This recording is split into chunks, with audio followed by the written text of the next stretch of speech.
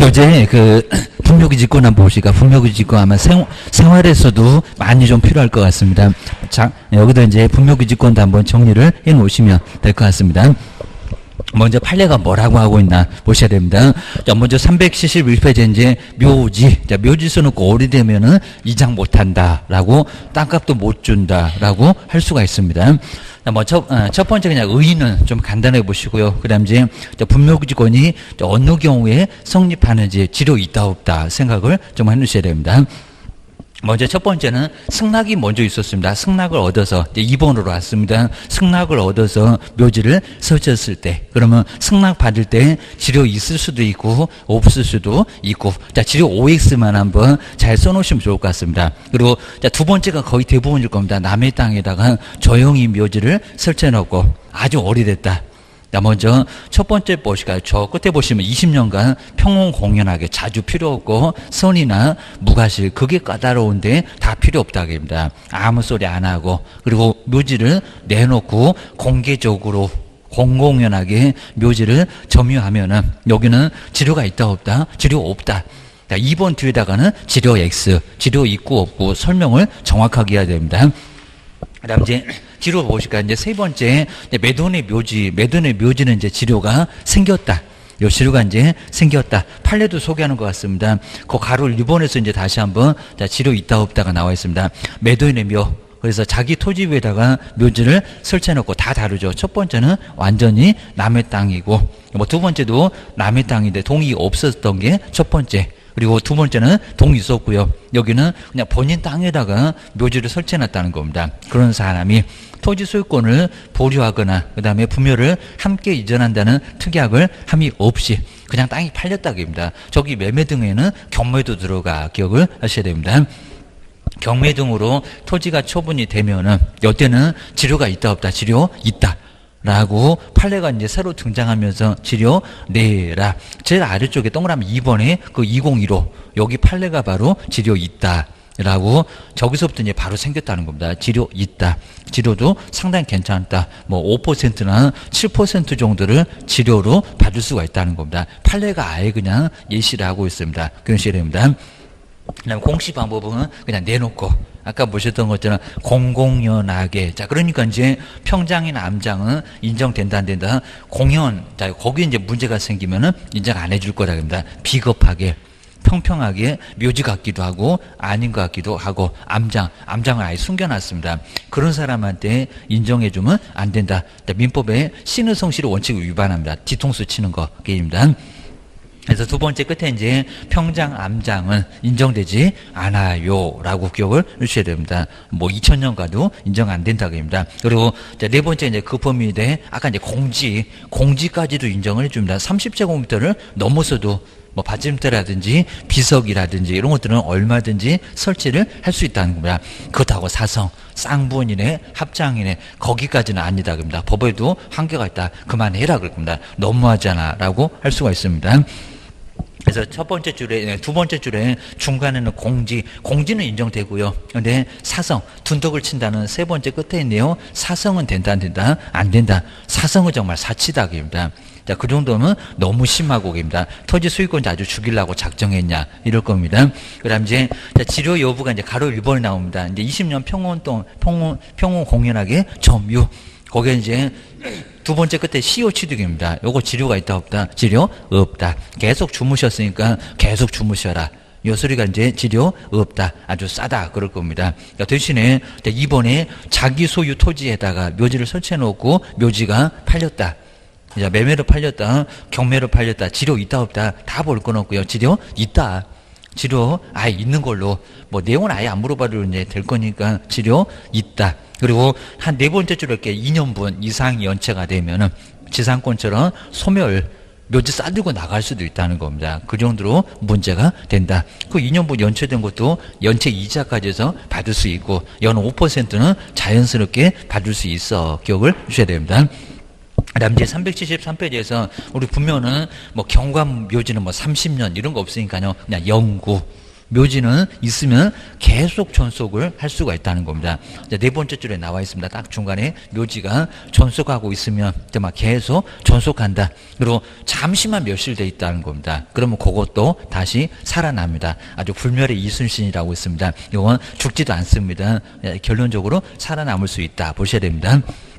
세 번째 제목이 나오네요. 새로운 분묘를 신설할 수 있다 없다. 그건 안 된다.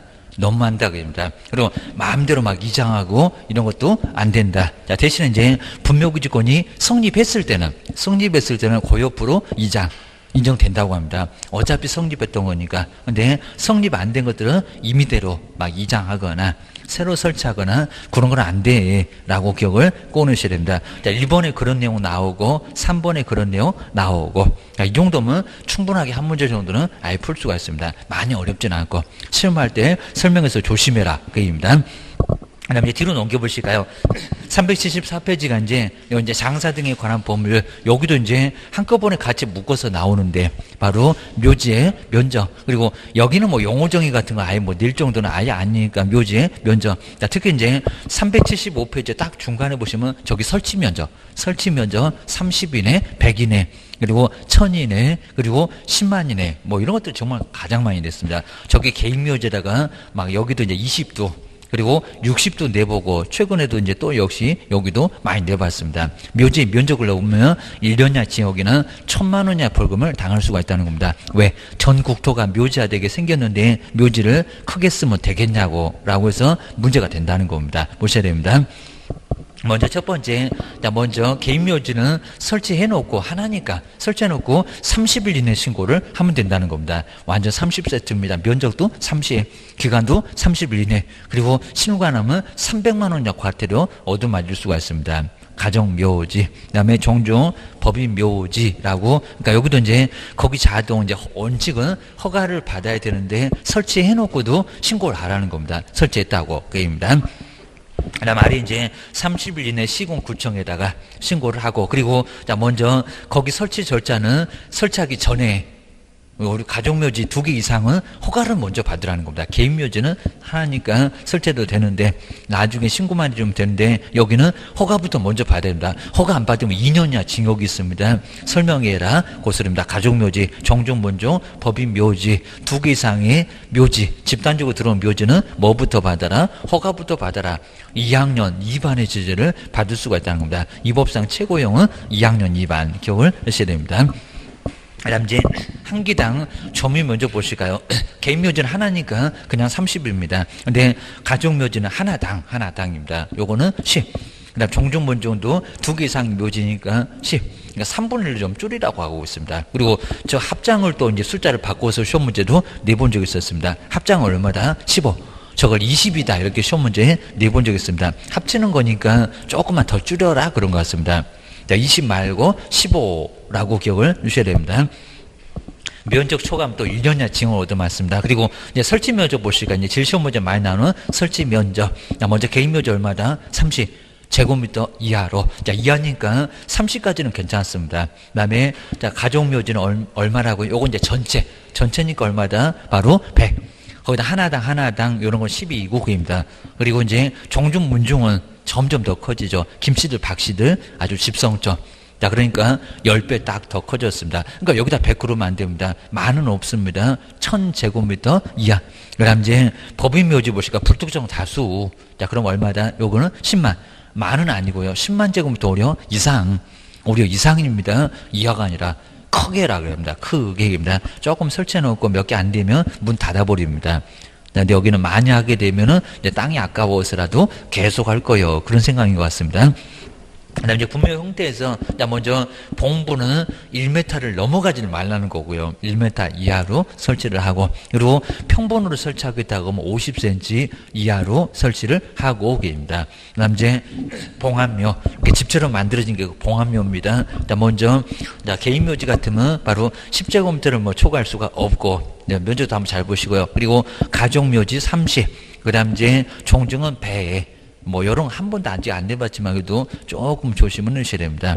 그 정도. 그리고 자, 세 번째가 이제 묘지를 설치하지 말아라. 뭐 이런 거 거의 내본 적이 없는데, 자, 먼저 녹지 지역 중에서도 자, 바로 보존하는 녹지 지역 같은 거는 설치하지 말아라. 그리고 물 마실 거 상수원 보호구역에 물을 설치하면 된다, 안 된다? 안 된다. 그러니까 너무 뻔해서 그런지 아예 내본 적은 아예 없을 정도입니다. 여기 금지구역에다 묘지를 설치해도 2년야 지역을 얻어맞습니다. 뒤로 한번 넘겨보셔야 됩니다.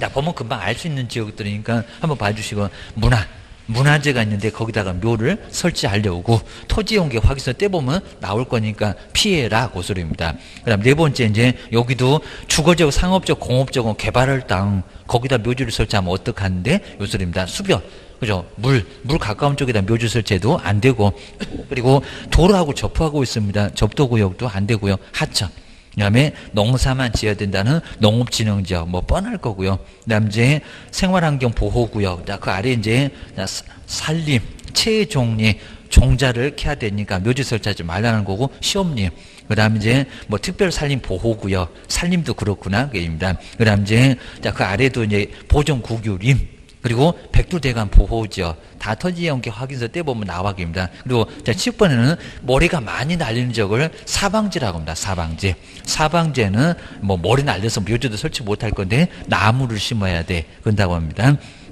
그 다음에 키워번에는 군사기지하고 군사시설 보호구역 외국인 보고 허가받아라, 거기하고 똑같네? 맞습니다. 묘지를 왜 거기다가 쓰냐고 합니다. 군작전 수행할 때 묘지 설치해놓으면 안 된다. 탱크가 다 뒤집어 퍼지고 난리가 날 겁니다. 보셔야 됩니다. 그 다음 이제 그 아래 붕괴 침수 우려가 있는 지역에다 묘지를 왜 설치하게 됩니다. 뭐 청개구리 연만이 그입니다. 기억을 하셔야 됩니다. 거기다 설치해놓으면 안 되고 그입니다. 그 다음 이제, 그 아래 이제 네 번째, 분묘에 설치 기간을 주겠다는 겁니다. 아까 전 국토가 묘지가 된다. 얼마만 설치해라. 나머지는 아예 묘지를 흔적도 없이 없애라. 묘지도 또 철거 안 하면 또 여기도 1년야 징역을 가하겠다. 누구한테? 후손들한테. 그럼 우리가 이제 설치할 때 후손들한테 설명해라. 그 소리입니다. 먼저 제일 아래 볼까요? 여기도 원래는 15년이었다가 바꿨습니다. 분묘의 설치 기간이 얼마라고요? 30년. 근데 바꿔놓고 아직 한 번도 안 해봤습니다. 15년이었다가 30년. 옛날에는 좀 복잡하게 살았다라고 기억을 하셔야 됩니다. 그리고 옛날에는 연장을 15년 역시 3번을 했습니다. 그래서 60년 갔습니다. 근데 지금은 한 방에 갑니다. 이런 건 정말 잘 만들어놨고요. 377페이지 보실까요? 나오죠. 30년 이고 세 번째 줄에 1회. 한해에서 딱 한 방이면 정말 60년 가잖아요. 지금 아주 편해졌네, 게입니다. 뭐 3번이 어쩌고 15년씩이 어쩌고 그러면 그건 옛날 말, 게입니다. 아직 안 내봤다, 게입니다. 한 번에 한해서 30년으로 연장할 수 있다는 겁니다. 요건 정말 꼭 내볼 수 있으니까 30년, 그리고 1회, 그리고 30년, 그런 것들은 꼭 동그라미 좀 빨간색으로 좀 잘 해놓으셔야 됩니다. 자, 안 낸 놈들은 꼭 내더라, 기억을 하셔야 됩니다. 그 다음 이제 두 번째는 설치 기간이 끝나면 아까 한 번도 연장 못하면 30에서 31년, 29년은 아닙니다. 끝난 날로부터 1년 이내, 저걸 또 2년 이럴 수가 있습니다. 1년 이내에 맨날 숫자 바꿉니다. 시설물 철거하고 화장 납고 정말 묘지가 흔적 없이 없어지죠. 이거를 후손들이 해라고 합니다. 안 하면 후손들 교도소 보낼 거요 라고 기억을 하셔야 됩니다. 그냥 5번으로 와도 되고요. 근데 주인이 아예 없습니다. 관리도 아예 안 됩니다. 묘지를 허가받아서 없애버릴 수 있다는 겁니다. 묘지를 여는 걸 개장이라고 합니다. 개장도 가능하다라고 기억해 놓으셔야 됩니다.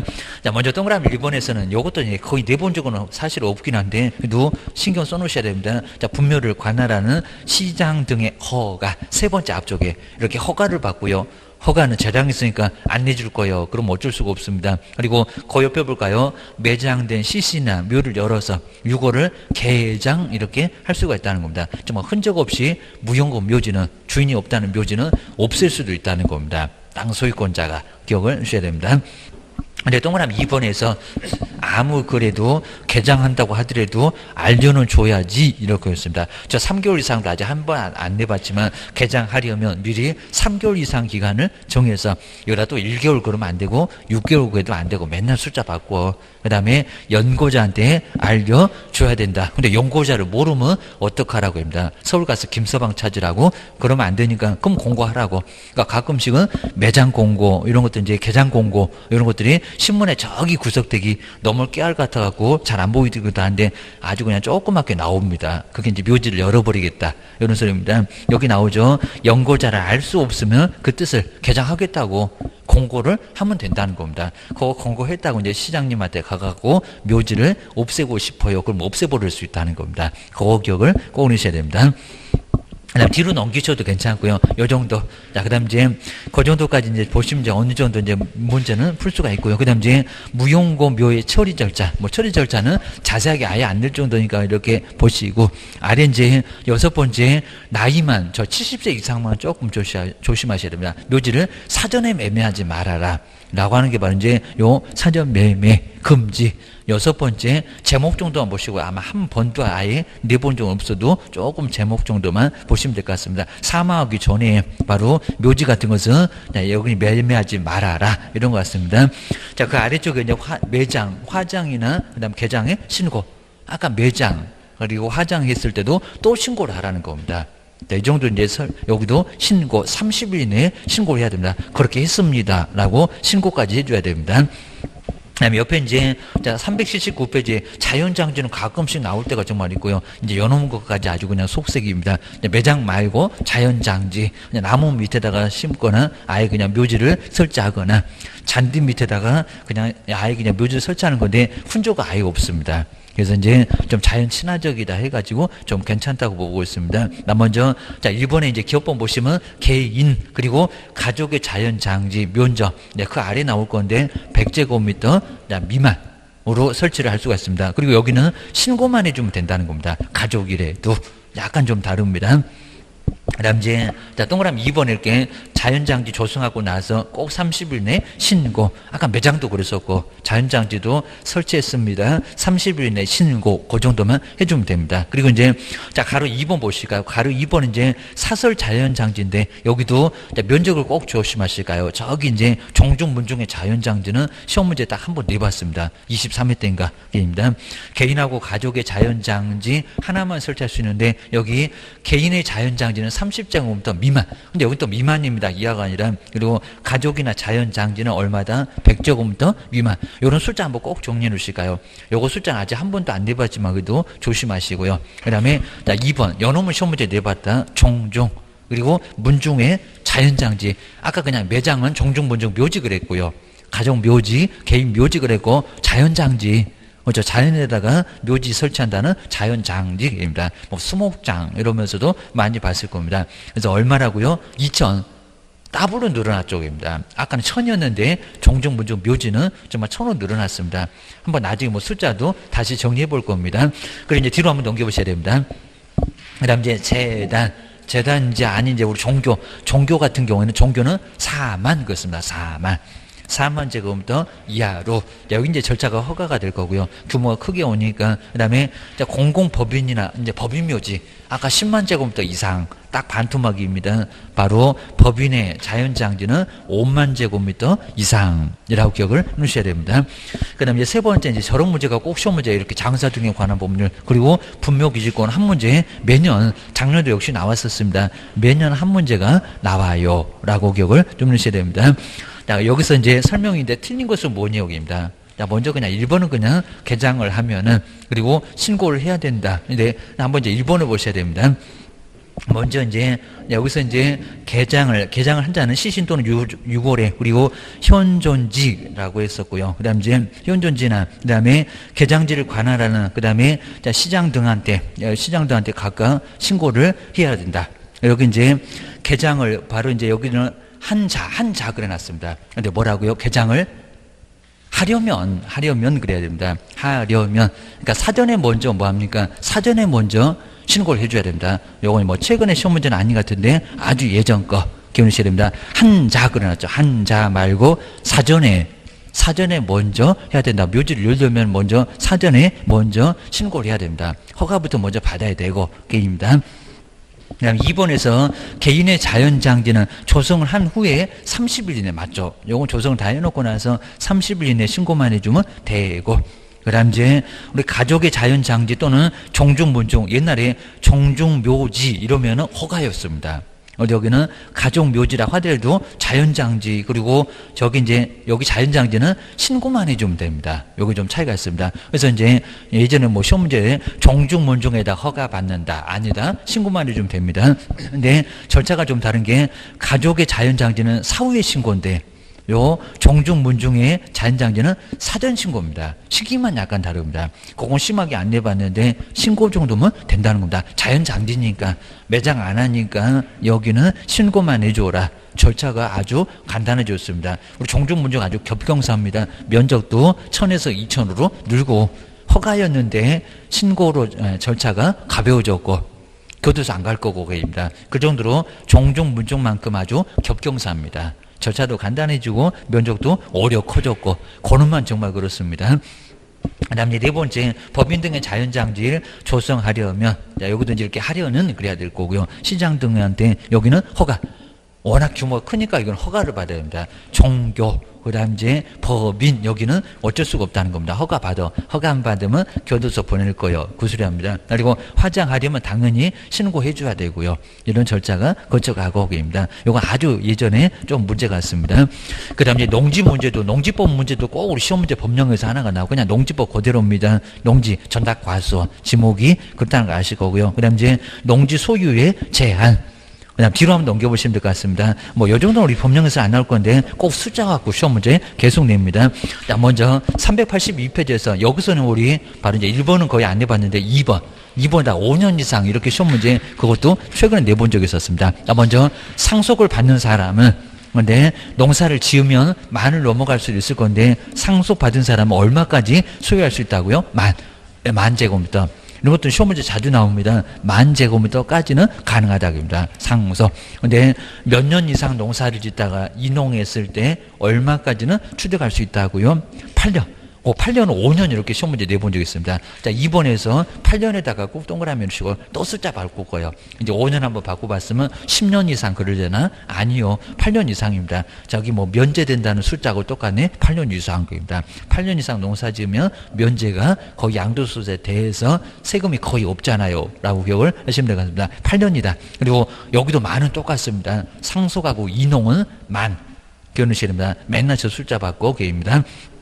세 번째, 주말 체험 영농은 정말 많이 들어봤었고요. 부부가 와가지고 주말 체험 영농으로 심심풀이 땅콩으로 영농하고자 한다 했을 때, 근데 여기는 심심풀이 땅콩이죠. 많으면 안 돼. 그러니까 얼마? 1000. 근데 1000도 들어간다, 안 들어간다? 안 들어간다.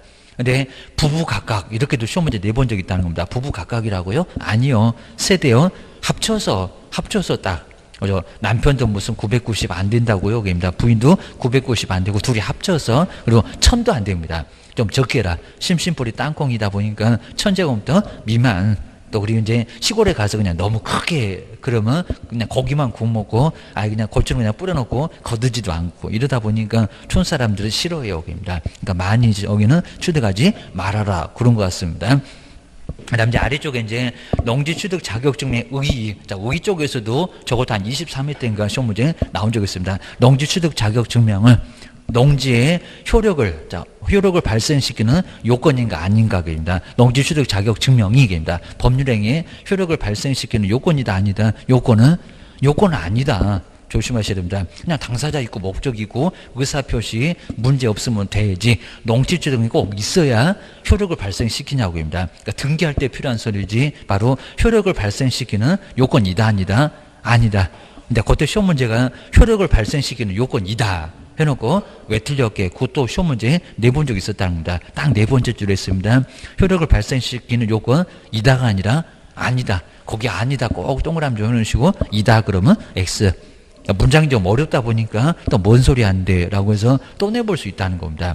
농지증은 효력까지 발생시키는 요건 아니다 라고 기억을 해주셔야 됩니다. 그 다음에 두 번째가 이제 농지 취득 자격증명을 발급받지 않고, 여기도 우리 법령에서도 자꾸 나오고요. 바로 취득할 수 있는 경우. 자, 먼저 협의는 국가와 국가 사이에서 의논하는 것을 바로 뭐라고 합니까? 협의. 그럼 국가가 농사 못 짓겠냐고. 못 지어도 괜찮아. 해갖고 국가는 안심하니까 협의는 농지증을 받을 필요가 있다 없다. 그리고 법인을 합쳤을 뿐이라는 겁니다. 거기다 왜 받으래? 라고. 또는 분할. 이런 것들은 변함이 없는 거니까 괜찮고, 게임입니다. 그 다음 이제 오른쪽에 이제 383페이지가 이제 농지 취득 자격 증명, 농지에 군수는 없다고 했습니다. 시구, 읍면입니다. 네 사람. 그러니까 4일 만에 발급이 되고, 걔는 또 이제 입에 붙어갖고 시장군수 구청장한테 농지종 군수한테 가봐라. 군수가 발급해주는 직입니다. 군수는 아예 대상 자체가 아니라는 거야. 그건 이제 읍면. 자, 읍면이 더 가까워 해서 군수 필요 없다. 기억을 주셔야 됩니다. 그 아래쪽에 이제, 자, 세 번째는 경영계획서를 작성하지 않는 경우입니다. 농지증은 필요합니다. 저기 주말체험 영농도. 근데 전문적으로 농사 안 질 거니까 주말체험 영농도 농지증은 필요하지만 경영계획서는 필요 없다. 그럼 이틀 만에 발급되겠네? 맞아요. 자, 이런 것들은 꼭 정리를 해 주시면 될 것 같아요. 특히 니은번. 주말 체험 영농은 나중에 설명도 많이 해야 되니까 그거는 자꾸 물어봐 됩니다. 농지증은 필요해. 근데 경영계획서는 필요 없어. 서식이 약간 다릅니다. 그걸 두 개 다 써낼 필요 없이 바로 농지증만 발급받으면 된다. 기억하셔야 됩니다. 자, 세 번째가 이제 발급의 뭐 요건, 이런 것도 그냥 간단하게 봐도 되고요. 그리고 뒤로 넘겨보시면 좋을 것 같습니다. 뭐 4일, 그리고 이틀. 자, 이런 것도 하도 많이 봤었고, 그리고 그건 이제 공법이고 그입니다. 그 다음 이제, 자, 세 번째, 위탁, 맡겨라. 그럽니다. 농사를 못 짓는다? 맡겨라. 여기도 이미 시험 문제 내봤는데, 나 먼저, 자, 2번에 몇 개월 이상 해외 여행조, 그걸 6개월, 이렇게도 시험 문제 내본 적이 있습니다. 몇 개월이라고요? 3개월. 거기 3개월 좀 박스 좀 잘 해주셔야 돼요. 아마 또 내볼만 하니까 3개월. 또 1개월이나 6개월로 또 바꿀 겁니다. 3개월 이상 해외 여행한다고 하면 농지 맡겨계입니다. 농사 또 다 말라 죽을 거니까 그러면 옆집에다 맡겨야지 됩니다. 그리고 자, 네 번째 아프대요. 자, 근데 부상도 여기다 또 6개월 일하려나요? 3개월 이상 됩니다. 그렇게 많이 길진 않으니까 아프면 맡겨라 게임입니다. 그리고 뭐 교도소, 그러면 이제 지농사 못 짓고 남의 농사 지러 가네요. 교도소 일하면 이제 남의 농사 짓는다고 하는데 그 정도니까 어쩔 수 없지. 그러면 옆에다가 맡겨야지 게임입니다. 그 다음 이제 385페이지 볼까요? 농지임대차입니다. 농지임대차. 임대차도 우리 법령에서 많이 내봤습니다. 아까 이농 8년 이상 거기 나왔네요. 그 다음 이제 여섯 번째가 전형협의, 국가와 국가 사이에서, 자, 그럴 것 같으면 거기는 아예 안 받아도 돼. 자, 거기도 뭐 농지임대차 가능하고 거기입니다. 하다 외에는 여기 이제 지금 현재 있는 요거 외에는 바로 자, 임대, 그리고 사용대차할 수 없다라고 놨습니다. 요건 가능해. 고수입니다. 그리고 또 쪼고다 10번째 아픈의 기업법 3개월 이상. 그리고 자, 11번째는 60세 이상. 자, 그것도 이제 숫자를 또 바꿀 수가 있으니까 농 경영에 종사하지 않게 된 자. 그런 사람들은 맡길 수 있다. 임대, 사용대 하는 거는 가능하다. 입니다. 그 다음 뒤로 한번 넘겨보실까요? 자, 뒤에 이제, 자, 세 번째, 농지임대차 계약. 여기는 거의 뭐 서면으로 거의 하도록 되어 있고요. 시구, 읍면. 한번 보시면 될 것 같습니다. 그 다음 이제 네 번째, 우리 최근에 우리 법령에서 농지의 임대차 기간은 몇 년이냐. 저걸 뭐 2년이라고 한번 바꿔본 것 같은데 몇 년? 3년. 그리고 3년보다 만약에 더 짧으면 어떻게 된다고요? 3년. 그러니까 여기는 최단 기간이 얼마라고 농지임대차 3년입니다. 공법 같은 것도 자꾸 내보면 합니다. 3년. 자, 그 3년 아주 중요하게 꼭 보셔야 됩니다. 저기 주택임대차 기간하고 다르네. 그죠? 상가하고도 다르네. 여긴 3년이네. 최단 기간이 3년이다. 라고 기억을 꼭 해놓으셔야 됩니다. 그 다음에 오른쪽에 보실까요? 자, 오른쪽에 이제 387페이지도, 자, 5번도 그냥 쭉 한번 보시면 되고요. 근데, 자, 여섯 번째, 여기도 묵시적 갱신이 있습니다. 아무 소리 안 하네. 저기, 주택이나 상가 같으면 6개월에서 1개월 사이에, 그리고 1개월 전까지. 근데 여기는 3개월 전까지라고 합니다. 아까 3년 때문에 아마 3개월 전까지라고 보시면 될 것 같습니다. 3개월 전까지 임대차 계약 해지를 안 하고 가만 놔뒀다는 겁니다. 그럼 어떻게 된다고요? 바로 다시 연장. 그러면 다시 연장되면 얼마로 연장될까요? 아까 옆에 봤네. 3년. 최단 기간 3년으로 다시 늘어날 수가 있다는 겁니다. 자, 그 정도로 이제 농지법은 3년 이내, 그리고 3개월 전이내 라고 꼭 기억해 주셔야 됩니다. 그래서 묵시적 갱신 다 볼 것 같습니다. 저기 민법의 전세권에서도 묵시적 갱신 나오고, 주택이나 상가 건물에서도 나오고, 농지법에서도 나오고, 세 번째 정도는 우리도 한번 다 정리 한번 해볼 거입니다. 한번 정리해 주셔야 됩니다. 네 번째, 농사를 안 짓네. 그러면 8억. 바로 처분면허, 이런 처분면허도 꼭 조심하셔야 됩니다. 자, 그럼 이제 농지 소유권자, 자, 아래 보시는 것처럼 그 사유가 발생하면은 2년 이내에 처분할 것을 바로 명령 내릴 수도 있다는 겁니다. 팔어라. 라고 안 팔면 여기 이행강제가 얻어맞아입니다. 2년 이내 팔어. 한번 보셔야 됩니다. 그리고 뒤로 넘겨보실까요? 그 다음 이제 그 아래 사유 한번 쭉 한번 10번째까지 쭉 한번 보시고, 뭐 요거 농지법에 다 있고 계십니다. 그 다음에 2번에 농지를 처분할 때 이제 알려라 라고 해서 이제 알리는 거. 처분함을 바로 이제 알려줘야 될 거고요. 그 다음에 이제 세 번째 이제 조심하셔야 됩니다. 이제 얼마 이내에 처분할 것을 명령을, 예를 들고 저기 토지거래 허가하고도 약간 비슷합니다. 근데 거기는 아까 3개월이었습니다. 토지거래 허가는. 근데 여기는 또 6개월입니다. 한번 동그라미 1번 할까요? 시장, 그 다음 군수구청장, 처분 의무 기간에 바로 처분 대상 토지를 처분하지 않냐. 아까 1년 있었습니다. 그리고 그 농지 설정한테 여기는 얼마라고요? 6개월 이상. 토지거래 허가는 3개월이었습니다. 6개월 이상. 이내 기간을 정해서 처분할 것을 명령할 수 있다는 겁니다. 토지거래 허가는 3개월밖에 안 되고 여기는 그래도 6개월 이후 농지는 게입니다. 그 다음에 오른쪽에 보니까 농지는 잘 안 팔리니까 아마 그럴 겁니다. 389페이지. 여기도 이행강제금 있습니다. 5년 되면 농지를 다 환수할 수 있어. 그 정도로 악랄합니다. 토지거래 허가는 그래도 10%였습니다. 세 번째 볼까요? 여기도 이제 만약에 이제 못 팔겠으면 저거 농어촌 진흥공사한테 매수 청구 사가라 라고 할 수 있다는 겁니다. 근데 여기도 이제 공시지가밖에 안 되니까요. 하다 팔면 매수 청구해서 팔면 상당히 싸게 토지거래 허가가 되건 농지가 되건 싸게 팔릴 수 있다는 겁니다. 또 여기도 마찬가지입니다. 공시지가보다 더 낮게 적으면 신청세에 낮게 적으면 또 그 금액으로 사간다라고 할 수 있다는 겁니다. 그다음 이제 네 번째는 처분의 유예가 나오고요. 그다음 5번 이행강제금 얼마라고요? 안 팔면 100분의 20, 100분의 20에 해당되는 이행강제금을 가합니다. 토지 가액에다가 100분의 20, 좀 5년이면 뭐가 된다고요? 농지가 다 환수가 된다는 겁니다. 정 안 되면 정말 저기 농어촌 진흥공사한테 파는 게 괜찮다는 겁니다. 그 정도 봐주셔야 됩니다. 우리 이제 뒤로 한번 넘겨보시고요. 자, 뒤에 이제 다 농지법에 그대로 있는 거 딱 한 문제가 바로 법령에서도 나오긴 나온다. 기억을 하셔야 됩니다. 뒤쪽에 393페이지에 경영은 정말 아예 안 나올 정도입니다. 자, 중개기법. 자, 중개심리. 자, 심리가 이제 AIDA, 아이다의 원리라고 합니다. 그래서 어텐션. 가장 마지막에 나올 때 여기만 딱 나와봤습니다. 그때도 아주 쉬웠습니다. 자, 주목을 먼저 끌고, 자, 두 번째 찾아오면 흥미를 약간만 일으켜야 됩니다. 너무 심하게 찾아오자마자 욕망 이러면 이제 나중에 심하게 들이대면 겁나서 도망갑니다. 찾아오면 흥미만 살짝 일으키게 하고, 그리고 또 찾아왔네 그럼 이제 사대는 욕망을 이끌어내고요. 그리고 또 찾아오면 이제 계약서, 아주 손을 끌어다가도 계약서를 써야 됩니다. 도장 찍으세요, 계약금 거세요 해가지고 계약서 사인, 요 순서를 거쳐갑니다. 근데 어텐션은 A하고 흥미에 I하고 욕망 D, 그 다음에 A에서 아이다의 원리, 아이다의 원리를 모든 부동산도 판매 활동은 다 요 단계를 거쳐간다고 합니다. 부동산도 고려해 보셔야 됩니다. 자, 뒤로 넘겨보셔야 됩니다. 394페이지에 나오죠. 뭐 자세한 내용들은 뭐 시험 문제 내도 어렵지 않으니까요. 하다 요 단계, 자, 주목에서 흥미, 그 다음에 욕망, 그 다음에 행동, 이런 단계가 바로 이제 거쳐가고요. 지금은 이제 여기에 만족해가지고 하나가 더 추가가 되긴 하는데 그냥 놔둬도 괜찮습니다. 행동까지 게임입니다. 오른쪽에도 395페이지도 그 순서가 쭉 나와 있는데 지금 이제 저 정도는 아예 안 낼 정도고요. 한번 간단하게 봐주면 좋을 것 같습니다.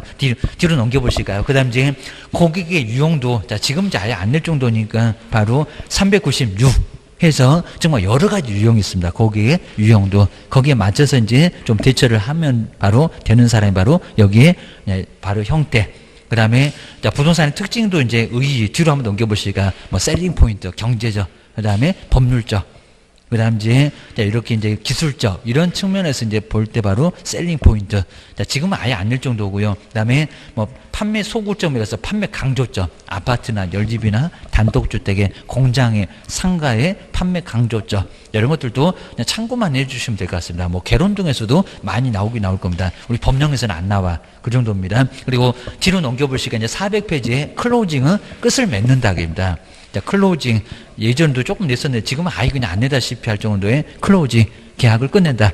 특히 이제 계약 전제법 같은 401페이지에 계약 전제법 같은 것은 괜찮습니다. 계약이 된 것처럼 도배 날짜 언제 잡을까요? 등기는 언제 할까요? 이삿짐 언제 싸실래요? 딱. 자, 그렇게 해서 계약이 된 것처럼 해가지고 계약서를 빨리 쓰시라는 겁니다. 그래야 옆집 안 가. 옆집 가면 옆집에다 계약서 써라고 기억을 꼭 넣으셔야 됩니다.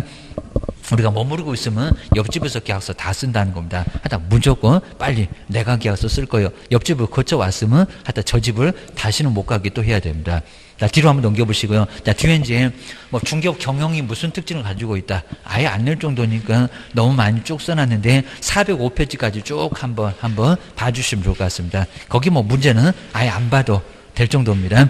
그 다음에 407페이지로 한번 와도 되고, 이제 거래계약 체결입니다. 거래계약 체결. 여기도 이제 거래계약서 작성해서 하나 정도가 나오지, 뭐 여기서도 거의 안 낼 정도니까 한번 뒤로 넘겨보셔야 됩니다. 408페이지에서 이제 뭐 자연인, 그리고 법인 확인하는 거, 그리고 대리인 확인하는 거, 그리고 뭐 자연인에서는 등기, 그리고 이제 권리 능력이나 행위 능력이 있는지 다 민법에 나왔던 거죠. 뭐 이 정도는 우리 법령에서 아예 안 낼 정도입니다. 특히 이제 미성년자, 그리고 피한정 후견인, 피성년 후견인, 이런 사람들 좀 조심해라.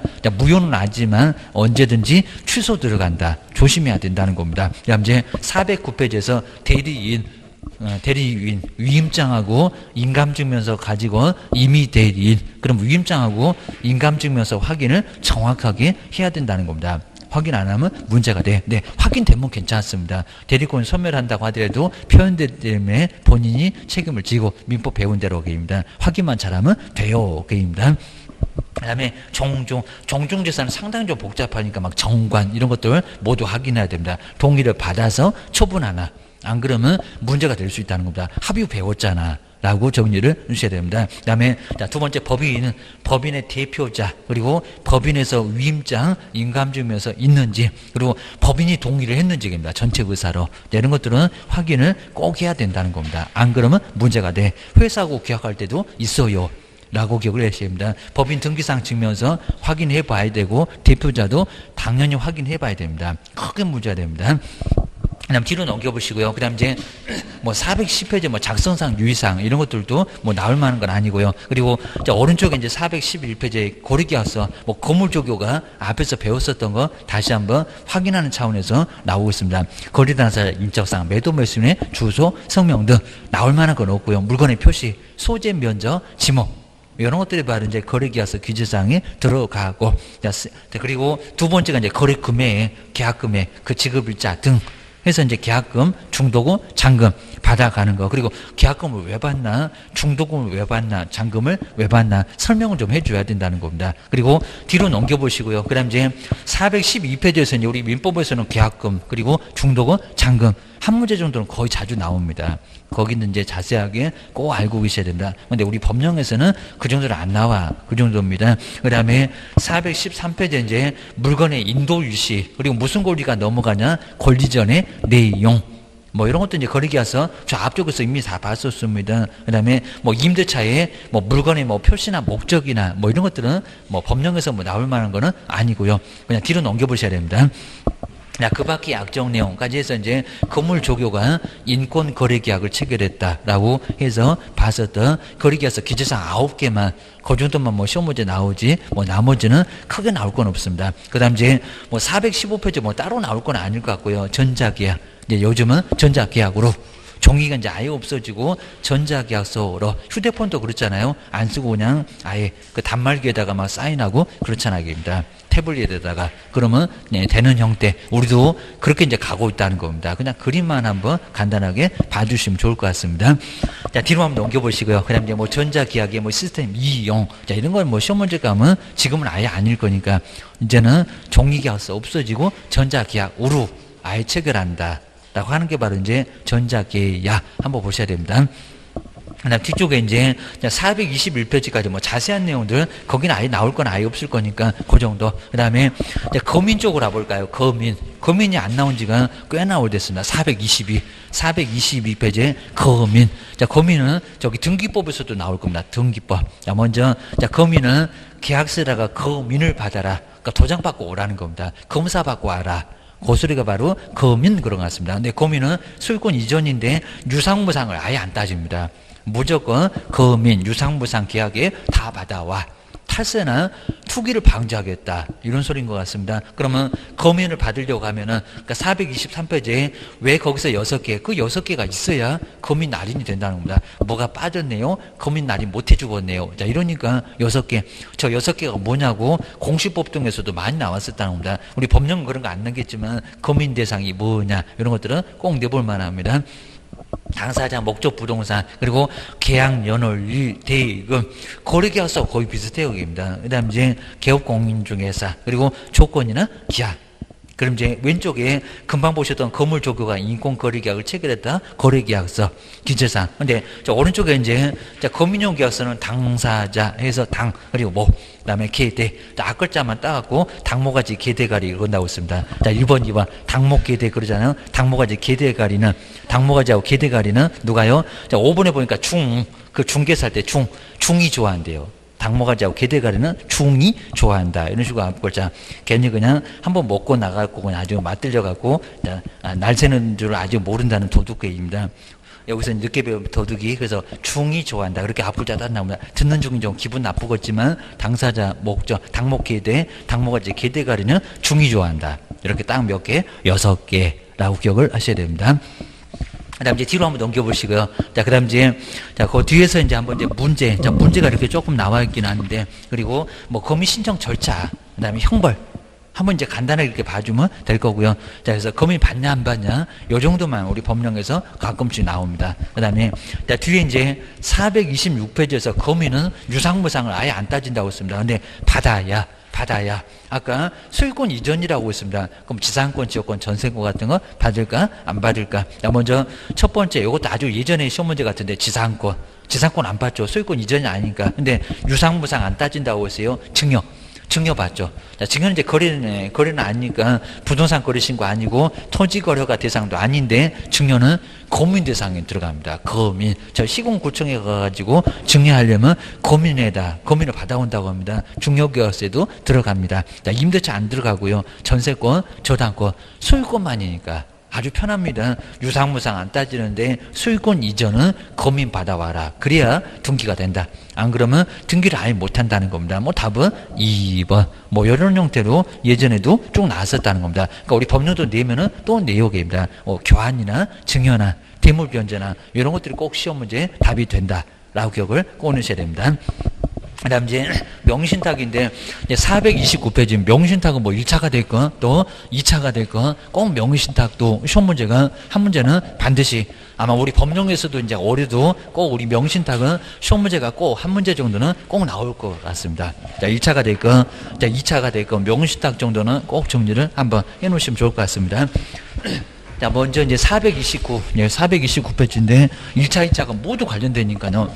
바로 이제 429, 그 다음에 여기 이제 아주 그냥 여기 명신탁이라고 하면 딱 편하긴 한데 명신탁. 그러니까 명의를 신탁하면 안 된다. 명신탁 이제 금지를 얘기합니다. 그러면서 이제 부동산은 실권리자, 부동산 실권리자 그럽니다. 원래 제목은 부동산 실권리자 명의등기, 명의 등기에 그리고 관한 법률이라고 해서 이제 제목도 그냥 엄청 긴데 명의 등기에 관한 법률이라고 합니다. 자, 그러면서 이제 우리 보통 이제 법령도 1차도 꼭 같이 나오니까요. 거기도 틀리고 여기도 틀리고 그러면 큰일 납니다. 그러면 그냥 아주 오고 싶지 않은 내년도에 또 오게 되니까 여기는 꼭 확인해 보셔야 됩니다. 먼저 첫 번째 이건 잘 안 나오는데 이자간 명의신탁 내용도 한번 잘 보셔야 됩니다. 이자간의 명의신탁. 먼저 첫 번째 그냥 갑이 이거 매매 안 합니다. 갑이 신탁자인데 우리 시험문제도 막 갑을병조 나옵니다. 을한테 이제 받아줘라고 해서 이제 이렇게 두 사람 그러니까 이자간이라고 하죠. 두 사람 사이에서 명신탁자 가지고 있다가 그리고 받아줘. 근데 왜 받아줘 그랬을까요? 세금을 안 내려고 탈세 그 얘기입니다. 뭐 우리 세종시도 막 조정지역 투기지역 세 군데 다 묶어갖고 아주 세종시는 손발을 그냥 다 잘라놨습니다. 아주 꼼짝 못하게 합니다.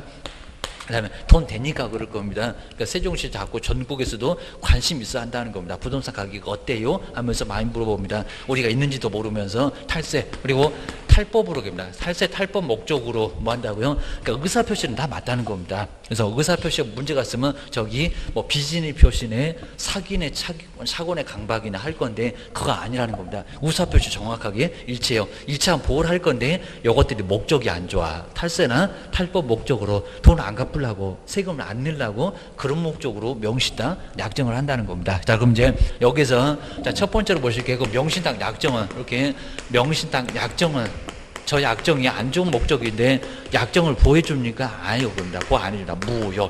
효력이 아예 없다는 겁니다. 자, 두 번째, 수탁자부로 등기가 넘어갔습니다. 그러면 등기, 그러니까 채권행위가 됐건 물권행위가 됐건 등기보다 효력 없다. 무효. 아예 효력을 아예 안 주겠다는 겁니다. 효력을 주면 어떡할 거냐고입니다. 국가가 탈세 탈법을 도와주니 그럴 겁니다. 근데 여기서 가지고 있으면 좋을 건데 병이면 이제 제3자인데 병이란 제3자한테 팔아치웠다는 겁니다. 팔아치웠을 때. 근데 우리 민법에서는 선의만 항상 보호를 했었고요. 선의, 그죠? 그러면 여기서 제3자가 명신탁이 있었다는 사실을 몰랐다는 겁니다. 몰랐다. 자, 그러면 모르면 당연히 보여줄 건데 근데 오히려 악의도 선악을 아예 불문합니다. 알았다. 그러면 명신탁 약정이 있었다. 그리고 요 수탁자는 재산을 보관만 하고 있다. 자, 그럼 못 판다. 원래 얘 거니까, 신탁자 거니까. 자, 그러면 못 파는 거 알았다. 악이면은 보호를 안 해준다. 보여줄 필요가 없다는 겁니다. 근데 여기는 뭐라고요? 선의가 됐건 악의가 됐건 뭐 한다고요? 유효. 선악을 아예 불문하고 뭐 한다고요? 묻지 않고 유효. 그러니까 우리 시험 문제 나왔을 때 제3자가 명신탁을 안 경우는 효력이 없다. 효력이 있다 없다? 있다. 아예 있다는 겁니다. 있어요. 자, 대신에 적극가담만큼은 안 판다는데 제3자 가가지고 맨날 술을 먹여요. 술을 먹다 보니까 나 술 먹다가 죽었다. 적극가담. 그리고 적극가담은 보가 된다 안 된다. 거기다 막 추중에 막 손 끌어다가 막 계약서다 사인시키고 난리가 나. 그냥 가담은 괜찮습니다. 알았다. 알았는데 나한테 팔래? 그 정도는 괜찮다는 겁니다. 근데 안 판다는 걸. 안 판다는 것만 적극적으로 너무 심할 정도로 들이대면 여기는 뭐 한다? 무효. 이건 정말 백산조 위반이라고 합니다. 효력 없다. 라고 해서 효력이 없다는 겁니다. 보셔야 됩니다. 그래서 제3자입니다. 제3자는 금방 보셔도 제3자는 선 그리고 악, 선악을 뭐 한다고요? 불문하고 뭐 한다고요? 유효. 소유권을 취득할 수 있다는 겁니다. 그럼 이제 잘 보시기에 제3자한테 팔았다. 그러면 수탁자는 횡령죄가 성립할까요? 안 할까요? 한다 안 한다? 근데 여기는 한다. 자, 네 번째 수탁자. 수탁자가 뭐 했을 때 처분을 했을 때 이렇게 처분을 하면은 이때는 횡령죄가 성립한다고 안 한다고요? 하잖아요. 왜냐하면 신탁자가 맡겨놓은 걸 보관하고 있어야 되는데 그걸 팔아치웠다는 겁니다. 그러면 회사 공금을 빼돌린 횡령죄 성립한다는 겁니다. 5년이나 징역이 있습니다. 횡령죄가 성립한다. 그래서 이제 2자 간에는 횡령죄가 성립하는데 3자가 다 이제 성립하지 않는 걸로 바꿔서 여기가 자, 시험 문제 뭐 2자 간은 거의 안 내는데 횡령죄가 성립한다는 여기는 꼭 조심하시라는 겁니다. 기억하셔야 됩니다. 그리고 여기서 이제 하나만 조금 더 보실게요. 5번에 신탁자는 찾아와. 신탁자. 근데 요 신탁자가 다시 취득을 할 때는 어떻게 할까입니다. 이게 이제 원래 누구 겁니까? 신탁자 거. 진정 명의 회복이랍니다. 명의를 찾아오라고 합니다. 빨랑 찾아와. 근데 제3자한테 넘어가면 이제 못 찾아옵니다. 그럼 수탁자한테 있었을 때는 진정 명의 회복. 이거 오죠. 진정한 명의 회복을 찾아오라고 합니다. 그래서 여기가 이제 진정 명의 회복이라고 합니다. 진정 명의 회복. 저기 3자간에다가 진정 명의 회복 얘기하면 안 된다는 겁니다. 명의 찾아오라고. 안 찾아오면 이행강제금, 과징금 다 때릴 거라고. 아직 못 살게 할 거라고. 요겁니다. 그 다음 이제 두 번째가 이제 3자간. 요건 이제 간단히 봐도 되고. 근데 3자간. 요 3자간 명의신탁에서 이제 등기형. 요 명신탁에서 등기형하고 계약형. 요거는 정말 잘 보셔야 됩니다. 자, 첫 번째 등기형. 자, 등기형입니다. 신탁자가 사다가 줘. 여기 이제 등기형입니다. 등기형 명의신탁입니다. 자, 그러면 등기형 명의신탁은 약정은 뭐래요? 등기는 뭐래요? 그리고 횡령죄는 성립한대요? 안 한대요? 제3자는 어쩌대요? 어떻게 찾아와야 된대요? 아주 복잡하고 다양하게 물어볼 거라는 겁니다. 기억하셔야 됩니다. 여기도 이제 신탁자. 근데 이 신탁자가 매매를 한다는 겁니다. 누구하고? 을하고, 입니다. 그래서 매매합니다. 근데 매매는 아무 문제 없다는 겁니다. 사라고. 근데 사서 왜 빼돌리냐고. 그래서 이제 문제가 된다는 겁니다. 그래서 이제 신탁자가 누구한테요? 여기서 이제 신탁자가 바로 여기서 이제 요 사람을 바로 여기다 이제 매도인이라고 해볼까요? 요 사람을 매도인 그리고 이제 요 을을 신탁자. 자, 매도인이 가지고 있는 부동산을 바로 신탁자 누가 을이 매매를 한다는 겁니다. 매매하는 건 문제가 없다는 겁니다. 근데 매매를 해놓고 그리고 이제 요 사람 모르게 이제 누구하고 이제 병하고 이제 요 사람이 받아줄 사람, 요 사람이 수탁자라는 겁니다. 수탁자하고 무슨 약정을 할까요? 명신탁. 야, 명의적 받아줄래? 라고 명의신탁 약정을 약정은 똑같습니다. 명의신탁 약정인데 여기도 탈세나 탈법을 할 목적이니까 명의신탁 약정 효력이 있다 없다? 무효. 효력 아예 안 줘야 되겠죠. 주면 어떡하냐고. 무효. 효력을 아예 안 준다는 겁니다. 근데 여기는 우리 신탁자 앞으로 등기를 안 하고요. 그러니까 이제 중간 생략형 명의신탁 그렇게도 합니다. 등기 안 하고 등기하게 되면 세금 내야 돼. 재산 못 빼돌려. 그러니까 경매 당할 것 같으니까 어쩐다고요? 중간을 생략하고 등기를 누구한테 바로 넘어갑니까? 수탁자에게 넘어간다는 겁니다. 자, 그러면 명신탁 약정 효력이 뭐더라? 그 다음에 등기는 요 등기 보호를 해줘야 되겠습니까? 빼돌리는데 보호 안 해주죠. 자, 그러면 수탁자 앞으로 등기가 뭐다? 효력이 없다. 무효계입니다. 자, 그러면 명신탁 약정 효력이 어떻게 되고 등기는 어떻게 되나요? 이런 거 물어볼 거니까 꼭 조심하시라는 겁니다. 근데 또 안 팔면 될 건데 또 누가요? 그죠? 근질근질 할 겁니다. 정에게, 이제 정이 이제 제3자입니다. 제3자인데 제3자에게 그리고 팔게 된다는 겁니다. 했을 때 그럼 이제 요 제3자는 선악을 따져야 안 따져요. 그 민법이나 따져 선악은 겁니다. 여기는 악이라고 해도 왜냐면 악이라고 해도 줘버리면 신탁자 골탕 먹을 거예요. 괜히 맡겨놨다가 나중에 악의도 입증했는데도 못 찾아오네 후회할 거예요. 정말 후회하게 만든다는 겁니다. 선악을 불문하고 뭐라고요? 유효. 자, 유효면 누가 소유권을 취득해? 제3자가 유효하게 소유권 취득할 수 있다는 겁니다. 근데 안 판다는데 맨날 그냥 술만 먹여갖고 나 이러다 술 먹다 죽겠다 해가지고 넘겨줬습니다. 자, 그러면 그 사람은 그렇게 보호를 해줄 필요가 있겠냐고? 그건 아니지 라고 무효. 항상 우리 법에서는 너무 심하다 그러면 그렇게는 보호를 못 해주겠다라고 해야 됩니다. 안 그러면 다른 사람이 가만히 있겠어요? 법이 너무 심한데 라고 기억을 하셔야 됩니다. 그 정도고요. 그런데 수탁자가 팔아치웠네요. 그러면 횡령죄. 아까 횡령죄 성립한다고 했습니다. 근데 횡령죄는 성립할까요? 안 할까요? 원래는 횡령죄 성립했었다가 판례를 바꿨다는 겁니다. 지금은 근데 아직은 시험 문제 우리 1차가 됐건 2차가 됐건 횡령죄 성립한다고 했다가 안 하는데 아직은 시험 문제 두 군데 다 안 내본 것 같습니다. 어째 이렇게 안 내보는지 모를 정도입니다. 횡령죄 성립하지 않는다. 근데 안 하겠죠. 왜냐면 등기도 안 하고 바로 넘어갔고 그리고 팔아치웠을 때 횡령죄가 성립하냐고. 여기는 등기가 원래 있었잖아요. 있었던 거 보고를 안 하고 있어야 되는데 팔아치웠으니까 횡령죄 성립하는데 등기도 안 했잖아요. 그러니까 수탁자에게 넘어가서 팔아치웠을 때 횡령죄가 성립하지 않습니다. 교도소 안 가. 그럼 좀 안심하고 팔아치웠다.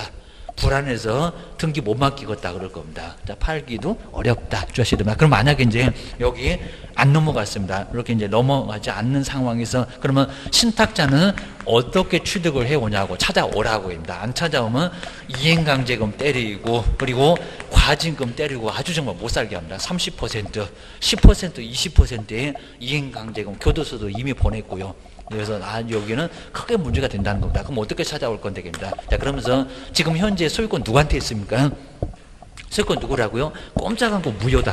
그러면 소유권 애초에 누가 있습니까? 신탁자 아니고 수탁자는 더 아니고 누구라고요?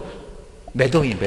자, 여기에 이제 소유권이 그대로 있다는 겁니다. 소유권. 자, 그러면 소유권이 그대로 있는 누구 자리에 앉으라고요? 매도인 자리에 앉아서. 그리고 매도인이 뭐 신경 써야 될 게 있습니까? 아니죠, 입니다. 그러다 보니까 너 매도인 자리에 앉아서 그러면 누가 을이 얘 바쁩니다. 요 자리에 앉아서 등기 무효라고 하고 이제 등기 돌아왔죠. 그리고 다시 시 자리에 앉아서 매매는 그대로 유효하니까 소유권 돌려줘 라고 해서 찾아올 수 있다는 겁니다. 누구 대위라고요? 매도인 대위. 요거 잘 보셔야 됩니다. 매도인 자리에 앉아. 매도인 대위를 통해서 뭐 할 수 있다고요? 찾아올 수 있다. 안 찾아오면 과징금, 이행강제금, 교도소 보내놨고입니다. 아주 난리를 칠 테니까 찾아와 라고 해서 찾아올 수 있다는 겁니다. 자, 요즘 건 다 됩니다. 약정은 효력이 있니 없니? 등기는 어쩌니? 횡령죄는 성립하지 않았니? 어떻게 찾아와야 되니? 제3자는 어떻니? 이러면 다 된다는 겁니다. 기억하셔야 됩니다. 아주 복잡해 보일 것 같은데 정리 잘 하셔야 됩니다. 1차도 틀리고 2차도 틀리고 그러면 큰일 나요. 그 다음에 자, 여기서 이제 자, 두 번째가 이제 계약형. 자, 두 번째. 근데 요즘은 이제 뭐가 나올 건지 그냥 막 내고 있습니다. 등기형 말고 계약형. 둘이 얼마나 친하면 그 친하다가 위임입니다.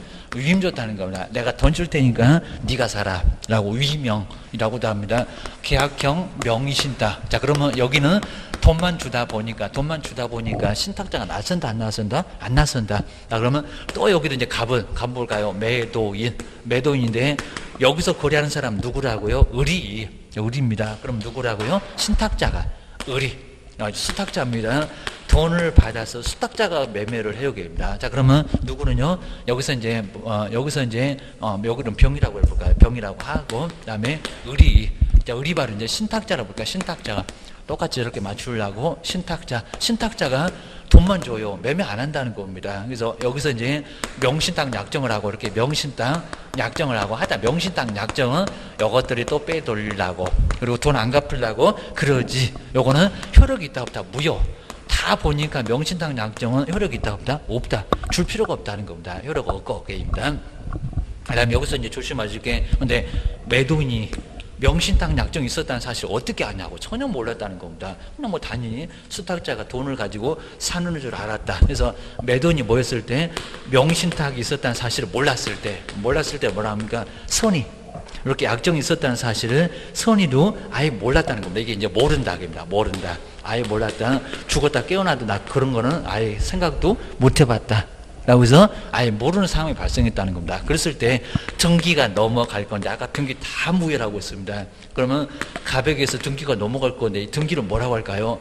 거래안전 생각해서 무효가 아니라 여기는 유효. 여기는 유효입니다. 유효라고 해서 수탁자가 돈을 받아서 그리고 매도인 쪽에서 알면 이제 보호를 안 해주는데 매도인이 명시탁 사실을 몰랐다는 겁니다. 그렇게 모르면 뭐 한다? 넘어간다는 겁니다. 그래서 그럼 소유권 누가 가지고 있습니까? 수탁자 가지고 있습니다. 그리고 나서 또 제3자한테 팔아치워입니다. 그러니까 이런 것도 다 봐야 될 거랍니다. 제3자한테 팔았는데 그러면 선의가 됐건 또 뭐가 됐건 악의가 됐건 아주 제3자 아주 눈물 나요. 악의가 됐건 무지하고 악의도 괜찮습니다. 유효.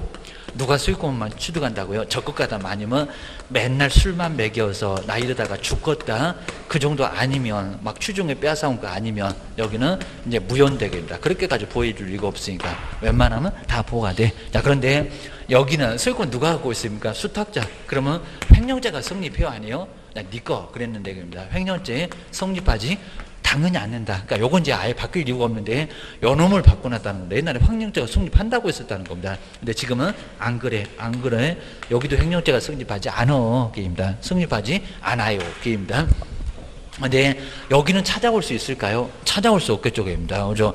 여기 뭐 사본 적도 없고 그러니까 어디 누구 자리에 앉고 그런 건 아니고요. 이렇게 팔아치웠네. 그럼 아까 3억을 이렇게 우리 신탁자가 자금을 조달했습니다.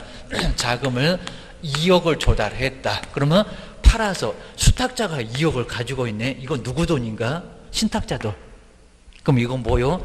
자, 수탁자가 갑자기 2억이 생겼다는 겁니다. 그죠? 뭐 나라고 한 것도 아니고 로또 복권 당첨된 것도 아니고 내 돈 내놔. 그럼 뭐라고요? 신탁자가 부당이득. 자, 부당이득입니다. 그래서 신탁자가 나중에 조달해 준 경우에 수탁자가 팔아치면 부당이득을 뭐 한다고요?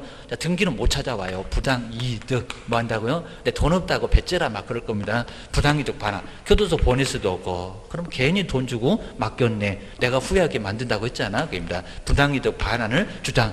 그러니까 여기다 무슨 매도인들이 하시면 안 된다는 겁니다. 묵은 자리에 앉아요. 사보지도 없네. 당신 누구셔 그럴 건데. 그러니까 여기는 부당이득 반환. 파는 거 봐서 안 팔면 어떤 방법이 안 나온다는 겁니다. 파는 거 봐서 나중에 부당이득 반환 기억하셔야 됩니다. 근데 보실 게 이제 우리 시험 문제는 점유취득시효도 나왔다는 겁니다. 점유취득시효입니다. 저기 점유취득시효네. 그래요. 점유취득시효. 그러면 돈 주고 사게 했고 그리고 돈 줬고. 자, 그러면서 여기서 누가 점유를, 그러니까 여기서 신탁자, 수탁자 중에서 누가 점유한다고 할까요? 신탁자가 돈 줬잖아요. 사서 맡겨놨잖아요. 신탁자가 몇 년 동안? 20년 동안 평온공연하게 점유를 하면은 뭐라고요? 평온이나 그리고 공연하게 이렇게 이제 공연 등에 이제 점유를 하게 되면 여기는 신탁자가 점유취득시효를 뭐 한다고요? 주장할 수 있대요. 점유취득시효 주장은 누가 한다? 신탁자만. 근데 수탁자는 됩니까? 안 됩니까? 안 돼요. 남의 돈을 받아서 점유하는 거니까 타주고 뭐 내 거다 말이 안 되잖아요. 여기는 사다가 등기만 맡겨놨잖아요. 여기는 더 확실하죠. 그러니까 누구요? 여기서 신탁자가 계속 점유하는 거지. 20년 점유. 그럼 소유권 내놔. 마찬가지입니다. 내가 돈 줬잖아. 그죠? 명의만 네 명의로 하고 있었잖아. 여기도 20년 되면 내놔라고 그건 된다는 겁니다. 한번 잘 보셔야 됩니다. 네, 이렇게 해서 이제 명의신탁 약정도 이제 항상 1차, 2차 모두 나오니까요. 이제 그림 보고 그 다음에 다음 시간에 이제 주택임대차까지 한번 보고 이제 한번 마무리 해보겠습니다. 주택하고 상가하고 그다음 경매 매수 신청 이제 다음 시간에 마지막으로 좀 나올 게 좀 남아 있습니다. 조금 쉬었다가 다음 시간에 계속해 보겠습니다.